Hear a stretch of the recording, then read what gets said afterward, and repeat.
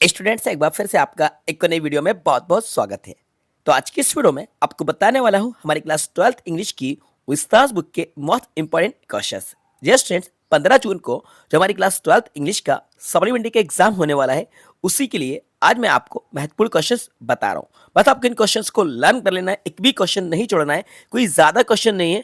Total 19 questions आज मैं आपको बताने वाला हूँ और ये 19 क्वेश्चन बहुत ज्यादा कम होते हैं। ठीक है, बस हर एक क्वेश्चन को आप ध्यान से समझिएगा और इनको लर्न जरूर कीजिएगा। चलिए वीडियो को शुरू करते हैं। चैप्टर वाइज मैंने इन क्वेश्चंस को निकाल रखा है जिससे कि आपको कोई प्रॉब्लम ना आए इन क्वेश्चंस के आंसर्स को फाइंड करने में। सबसे पहले बात करते हैं हम chapter first the third level की। ठीक है, तो द थर्ड लेवल से जो क्वेश्चंस मैंने निकाले हुए हैं जो काफी ज्यादा इंपॉर्टेंट है, इनमें से कुछ क्वेश्चंस एग्जाम में पूछे भी जा चुके हैं। तो पहला ही क्वेश्चन काफी ज्यादा इंपॉर्टेंट है, why does the third level refer to. काफी ज्यादा इंपॉर्टेंट क्वेश्चन है बच्चों, why does the third level refer to. पहला क्वेश्चन है कि थर्ड लेवल जो है वो किस चीज को रिफर करता है। यहाँ पे जो नाम दिया गया है थर्ड लेवल, ये क्यों दिया गया है और थर्ड लेवल से मतलब क्या है। ठीक है, क्वेश्चन हमारा सेकंड नंबर का है, do you think that the third level was a medium of escape for Charley why. 2023 में ये क्वेश्चन पूछा जा चुका है कि आपको लगता है कि थर्ड लेवल चार्ली के लिए बचने का एक माध्यम था, एक जरिया था, वो अपने आप को बचाने के लिए थर्ड लेवल पर जाने की बात कर रहा था, ऐसा क्यों। 2023 में ये क्वेश्चन ऑलरेडी पूछा जा चुका है। ठीक है, इसको भी लर्न कीजिएगा। क्वेश्चन नंबर थर्ड है, इसी चैप्टर से लिया गया है, the modern world is full of insecurity, fear, war, worry and stress, what are the ways in which we attempt to overcome them. ठीक है, तो ये भी काफी अच्छा क्वेश्चन है कि जो मॉडर्न वर्ल्ड है ये इनसिक्योरिटी से, फियर से, डर से, यानी कि वॉर से, युद्ध से, वरी से, चिंताओं से, तनाव से भरा हुआ है। तो what are the ways in which we attempt to overcome them, वो कौन से तरीके हैं जिनसे हम इनको ओवरकम कर सकते हैं और इन चीजों से बचकर बाहर निकल सकते हैं। क्वेश्चन नंबर 4 है, what do you infer from Sam's letter to Charlie. ठीक है, ये 4 क्वेश्चंस जो निकाले हुए हैं ये हमारे chapter first the third level से निकाले हुए हैं और सभी क्वेश्चंस काफी ज्यादा इंपॉर्टेंट है। ठीक है, स्टार्टिंग के 3 क्वेश्चन तो आपको लर्न करना ही करना है। 4 अगर आप लर्न करना नहीं चाहते हैं तो इसको छोड़ सकते हैं। आगे मूव करते हैं चैप्टर नंबर सेकंड। बच्चों, इस चैप्टर से एटलीस्ट 2 क्वेश्चन हर साल पूछे जाते हैं। 2 क्वेश्चंस इस चैप्टर से पूछे जाते हैं, तो 2 क्वेश्चंस इस चैप्टर से आएंगे। पहला question, who is the tiger king, why does he get that name.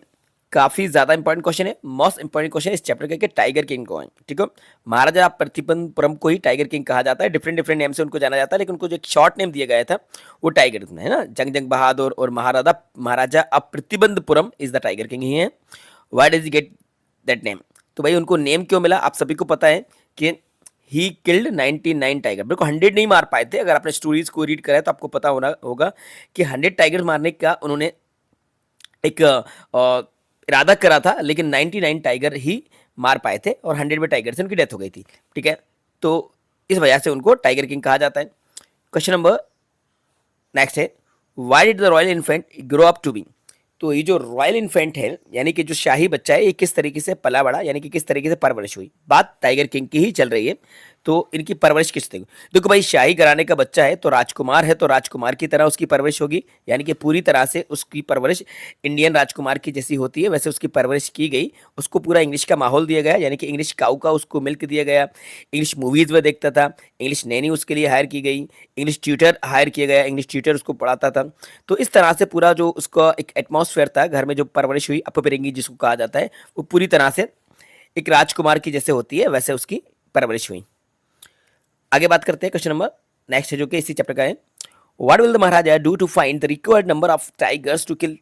2023 में ये क्वेश्चन ऑलरेडी आ चुका है कि महाराजा ने रिक्वायर्ड नंबर ऑफ टाइगर्स को मारने के लिए क्या किया। देखो भाई, जिनको 99 टाइगर्स चाहिए थे, अब 99 टाइगर्स तो उनके स्टेट में पॉसिबल नहीं थे, कुछ ही टाइगर्स उनके स्टेट में मिले थे, तो अब उनको बाकी रिमेनिंग टाइगर्स को मारना था। तो इसलिए क्या करा भाई, उन्होंने एक ऐसी गर्ल से शादी कर ली कि जिसके फादर के स्टेट में टाइगर्स की नंबर ज़्यादा हो, टाइगर्स ज़्यादा हो, और वहाँ जाकर वो जाते जब भी ससुराल तो 2-3 टाइगर्स को मार के आते। जब भी अपने फादर इन लॉ के घर जाते तो 2-3 टाइगर तो वो निपटा देते थे।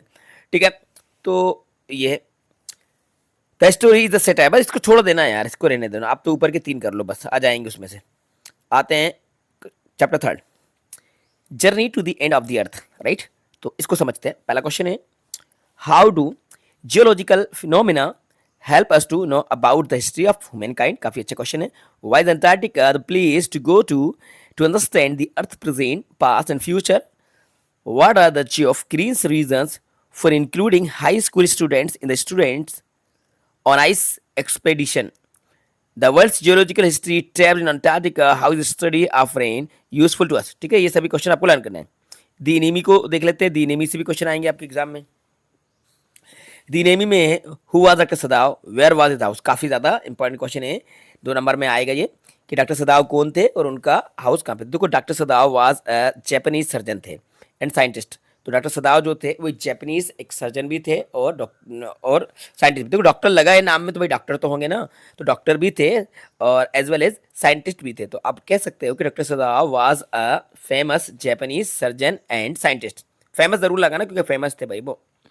ठीक है, हाउस के बारे में बता दें, कहाँ पे उनका हाउस था, समुद्र के तट के किनारे पे था। विल हैना help the bounded man and wash him herself?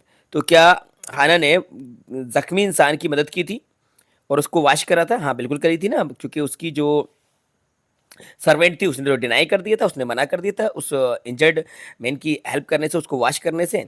तो हैना को ये चीज़ खुद से करना पड़ी, तो बाय हरसेल्फ हैना ने उस इंजर्ड मैन की, वाउंडेड मैन की हेल्प करी और उसको वॉश करा। ठीक है, नेक्स्ट है, doctor Sadao was compelled by his duty as a doctor to help the enemy soldier. What made Hana his wife sympathetic to him in the face of open defiance from the domestic staff? इसको भी learn कीजिएगा। इसके बाद chapter number 6 से 5 number का नहीं आएगा MP board में। Who is Mr. Lamb? How does Derry get into his garden? Mr. Lamb कौन है और डेरी उनके गार्डन में कैसे एंटर होता है? What is the trust Derry towards to Mr. Lamb in spite of himself? तो डेरी मिस्टर लैम की तरफ किस तरह से इंस्पायर होता है? Will Derry get back to his old schooling? ठीक है, ये लर्न कीजिएगा। और मेमोरी ऑफ चाइल्डहुड का है, the two accounts that you read above are based into distinct cultures. What is the commonality of them found in the both of them? ठीक है, तो ये जो क्वेश्चन मैंने आपको बताया, जिसमें 2-3 मैंने वैसे भी कम करवा दिए, तो ये 16-17 क्वेश्चन ही ओवरऑल बचते हैं। बस इन क्वेश्चंस को आप लर्न करते हैं तो आपका काम चल जाएगा।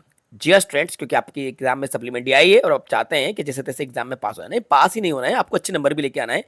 आपको जो बताया जा रहा है, स्टार्टिंग से आप हमारे बताए हुए तरीके के अकॉर्डिंग स्टडिंग कर रहे हैं। जो टॉपिक हम दे रहे हैं उन टॉपिक पे आप स्टडी कर रहे हैं, उनको लर्न कर रहे हैं, ईमानदारी से आप अपना होमवर्क कर रहे हैं, तो आप इंग्लिश में अच्छा स्कोर कर पाएंगे। जी हाँ, सप्लीमेंट्री आने के बाद भी आप उन स्टूडेंट से अच्छे नंबर ला पाएंगे जो मैंने एग्जाम में नंबर लाए हैं। अगर मैंने एग्जाम में कोई बच्चा 45 लाकर पास हुआ है तो इस बात की गारंटी है कि आप 55 ला सकते हैं, बल्कि इससे भी ज़्यादा आप ला सकते हैं। बस आप मेहनत कीजिए। इंपॉर्टेंट पॉइंट आपको बताए जा रहे हैं, तो इंपॉर्टेंट पॉइंट्स को, इंपॉर्टेंट टॉपिक्स को, इंपॉर्टेंट क्वेश्चंस आपको जो दिए जा रहे हैं, इनकी आप ईमानदारी से मेहनत कीजिए और राइट कर करके देखो। राइटिंग अपनी इंप्रूव कर लो, अच्छे से इनको राइट कर करके देखा करो। ठीक है, हर एक क्वेश्चन को, हर एक टॉपिक को आपको कवर करना है, कुछ छोड़ना नहीं है। देखो बच्चों, 80 नंबर का आपका एक क्वेश्चन आएगा, आप सभी को पता है 80 नंबर का आपका पेपर आएगा। 80 नंबर आपके कैसे बनेंगे, मैंने आपको स्टार्टिंग में बताया था कि ये 80 नंबर आपके कैसे होते हैं। पैसेज कितने नंबर का आता है, लेटर, एप्लीकेशन और आपका नोटिस है, एडवर्टाइजमेंट है, एक्सरे, सारी चीज़ें मैंने स्टार्टिंग की वीडियोज में बनाई थी जब मैंने ये कोर्स स्टार्ट करा था। ठीक है, तो बस आप ये 80 नंबर की तैयारी के लिए जुट जाइए और अभी आपके पास वक्त है, वक्त रहते आप अच्छी खासी तैयारी कर सकते हैं। ओके स्टूडेंट्स, तो आई होप ये वीडियो आपको पसंद आई होगी और ये वीडियो आपके लिए काफ़ी ज़्यादा हेल्पफुल रही होगी। तो इस वीडियो को लाइक जरूर कीजिएगा, अपने सारे दोस्तों से शेयर कीजिएगा। जो और भी आपके फ्रेंड्स हैं, ऐसे दोस्त जिनकी सप्लीमेंट्री आई है, तो उनको आप इस वीडियो को शेयर जरूर कीजिएगा। चैनल पर नए हैं तो चैनल को सब्सक्राइब कर लीजिएगा। वीडियो आपको कैसी लगी कमेंट्स बॉक्स में जाकर कमेंट्स करके जरूर बताइएगा। Thanks for watching.